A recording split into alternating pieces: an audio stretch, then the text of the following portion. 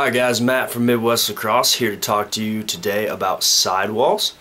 Sidewalls to me are the most important part of stringing your stick because they dictate the shape of your pocket, which dictates how the ball holds in your stick, how it cradles upright, how it cradles two-handed, and then of course how it releases the ball when you pass and shoot. So sidewalls are near and dear to my heart. There's something that I've been working on my whole career stringing, and you can still get better no matter how many sticks you've strung. You can still learn some more. So today we're going to do a special interlock sidewall stringing, which I think is becoming the most popular sidewall in the game nowadays. Everybody uses it because it's so reliable, it's easy to do, and it locks the mesh in place exactly where you want it.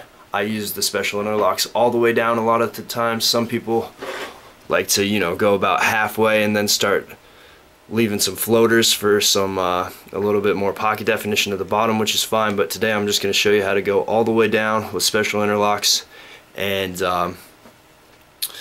this is going to create a nice mid-low pocket with a decent channel, a nice solid release, enough hold, a pocket that you could realistically play with in your everyday situation. So without further ado, here we go.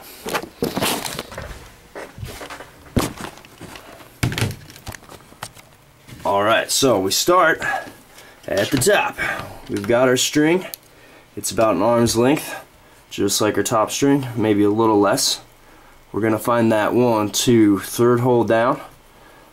We're going to find this 9th diamond of mesh. It's going to be that next, or that 10th diamond of mesh. We string on the 10 diamond row, so it's going to be that one hanging below your top string hole. So you're going to go through. Oh, by the way, this is an Evo 4X. It's got a lot of sidewall holes. We'll show you another stick with fewer sidewall holes later, but clutches, Rabels, all sorts of sticks these days, Maverick sticks, they all have this many sidewall holes, so usually these days it's not a big deal, and most sticks have a lot of sidewall holes, but not all of them. Alright, so we're going to do our standard loop attachment just like we do with the top string. So you go in and up and around, and in and up and around, create that nice little loop there, and attach that first diamond.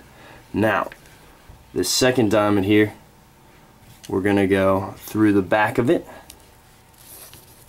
and we're gonna find this, we're gonna skip this sidewall hole. We want to stretch the mesh at the top of the stick so that the ball doesn't hit the plastic when you release. So we'll find the next hole after we skip one.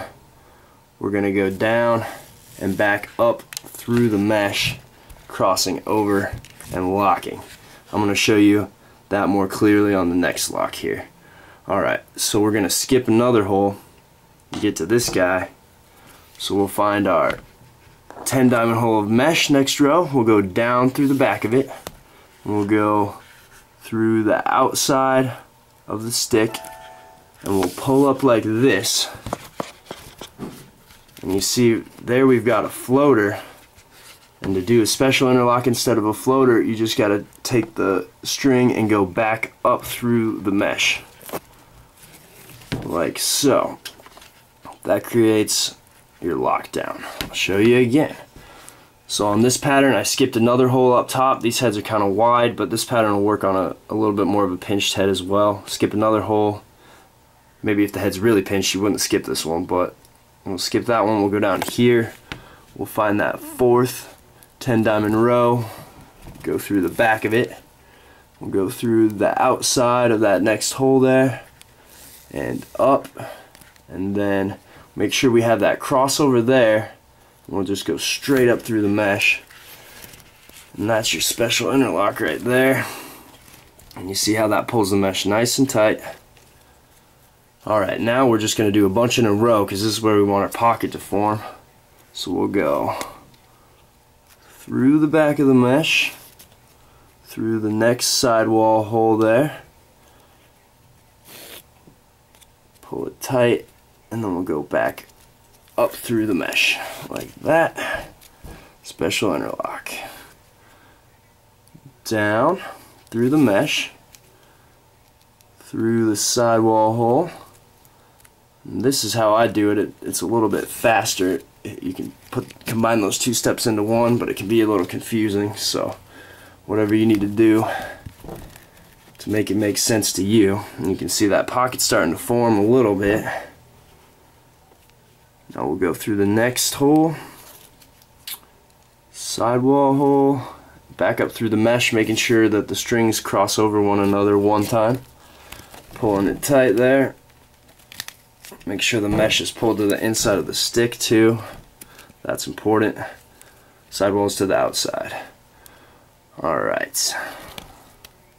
Keeping on with that same theme, we'll go through the mesh, through the next sidewall hole. Get it tight there. Alright, perfect. Now, on the other side, we went 1, 2, 3, 4, 5 in a row, then we skipped and did 2 more.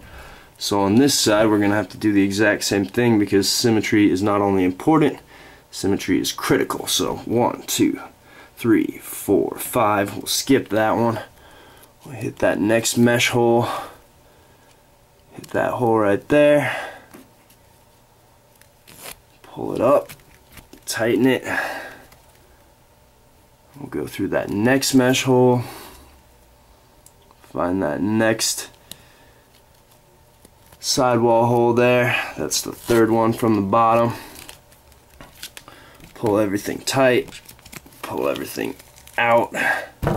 And then to finish off, I like to go through the outside to the inside there of the second to last hole and then back out. The reason I do that is to keep all the sidewalls pulled to the outside there. I think it just gives you a little bit less pocket depth issues sometimes because these sidewall strings do stretch a little bit. So if you keep them pulled a little tighter to the outside, then you have less to adjust later. And we give it that standard knot, and when we're done, we get a pretty good looking pocket there. If you look, it's just about legal. We used 10 diamond rows down the side, which is pretty standard to use. Sometimes people will need to use 11. Occasionally when your mesh is bigger, you'll use 9, like if you use a 20mm mesh, but this is a regular 15mm mesh. Get a nice solid channel, nothing too crazy so the ball doesn't get caught when you're releasing, but it also holds pretty well. For, you know, throwing a standard fake, nothing too crazy, but you get your nice mid-low pocket there. Very, very functional. And then we'll show you how to do a bottom string in the next video. So thanks a lot for watching, guys, and stay tuned again at Midwest Lacrosse Strings on Instagram, midwestlacrosse.com, MWLAC01 on Twitter, and subscribe to our YouTube page for more videos like this. Thanks a lot.